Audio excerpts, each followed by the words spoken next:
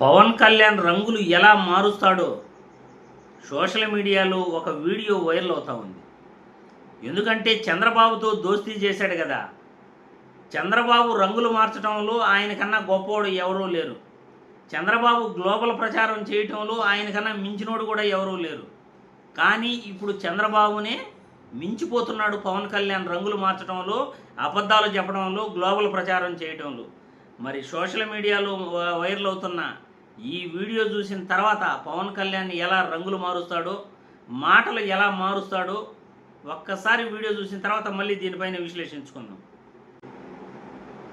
ఒక political leader next elections గురించి ఆలోచిస్తారు.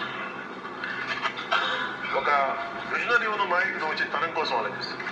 మిమ్మల్ని ఎక్కడో చూసినట్టుందండి.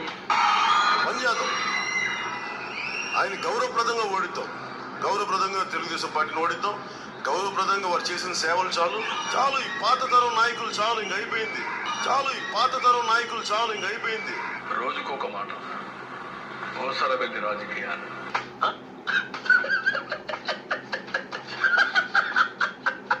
ఒక పొలిటికల్ లీడర్.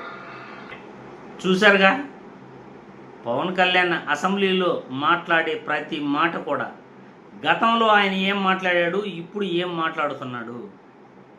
పాత తరం నాయకుల కథ అయిపోయింది, ఇక వద్దు మనకి అన్న పవన్ కళ్యాణ్ ఇప్పుడేమంటున్నాడో అసెంబ్లీలో మీరందరూ కూడా వింటున్నారు. మరి పవన్ కళ్యాణ్ రంగులు మార్చడంలో ఎందుకు ఈ విధంగా ఎక్స్పర్ట్ అయిపోయాడు అని ప్రజలందరూ కూడా డౌట్ వచ్చి ఉంటుంది. బాబు గారితో దోస్తీ చేశాడు కదా, అందుకే కాబోలు బాబు గారిని కన్నా మించిపోవాలి అని ప్రయత్నిస్తున్నాడేమో బహుశా పవన్ కళ్యాణ్.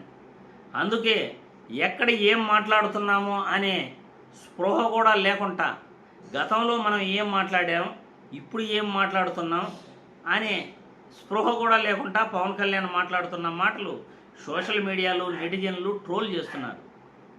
మరి పవన్ కళ్యాణ్ గారికి ఉప ముఖ్యమంత్రిగా బాధ్యతలు చేపట్టి ఏమైనా ప్రజల కోసం ఆలోచించేది ఏమైనా ఉందా?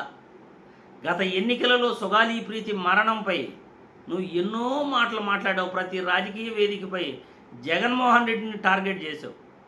సుగాలి ప్రీతి 2017లో టీడీపీ ప్రభుత్వంలో చనిపోతే జగన్మోహన్ రెడ్డికి అంటగట్టే ప్రయత్నం చేసావు. మరి అధికారంలోకి వచ్చావు, సుగాలి ప్రీతికి న్యాయం చేసే పనేనే చేసావా అంటే తుస్. మనం చెప్పటమే కానీ చేయటం ఏమీ ఉండదు. ప్రగల్భాలు పలకటమే కానీ మనం ఏమీ చెయ్యం. 35,000 మంది అమ్మాయిలు మిస్ అయిపోయారు అని అన్నావు గత ప్రభుత్వంలో. మరి ఇప్పుడు అధికారంలోకి వచ్చావు, ఆ 35,000 మంది ఏమయ్యారు? వాళ్ళని తీసుకొచ్చే ప్రయత్నం ఏమైనా చేస్తున్నావా అంటే తొస్, అది కూడా తొస్. మనం చెప్పటమే కానీ ఏది చెయ్యం. మనం ఆరోపణలు చేయటమే కానీ ఆ ఆరోపణలు ఎప్పుడూ నిజం చేసే ప్రయత్నం చెయ్యం. ఇది పవన్ కళ్యాణ్ గారి స్టోరీ. ఎందుకంటే ప్రగల్భాలు పలకడం, మనం గొప్ప గొప్ప సందేశాలు ఇవ్వాలని ఏదేదో మాట్లాడటం, అవన్నీ కూడా అబద్ధాలుగా ప్రజలు సోషల్ మీడియాలో ట్రోల్ చేయటం. పవన్ కళ్యాణ్ గారికి ఈ వీడియోలన్నీ చూస్తున్నాడా లేదా మాకైతే అర్థం కావట్లే.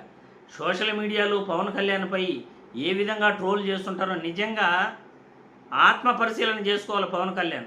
మనం గతంలో ఏం మాట్లాడాం, ఇప్పుడు ఏం మాట్లాడుతున్నాం, మనం పార్టీ ఎందుకు పెట్టాం, ఎందుకు చంద్రబాబుతో దోస్తీ చేసాం,